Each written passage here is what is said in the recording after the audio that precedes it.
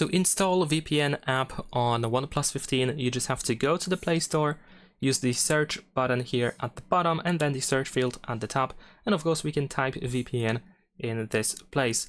Now you can find a bunch of different VPN apps, and of course you can try to use any of them. If you know the name of the specific VPN app that you want to install, then of course you can search with that name instead, or by that name. In my case, I'm gonna choose this VPN app over here, and let me show you how to install it and how to set it up, which should be pretty easy.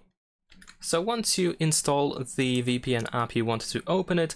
In this case, we can continue as guest, which is a pretty good thing. You don't have to sign into any of the accounts. So let's just tap on continue as guest.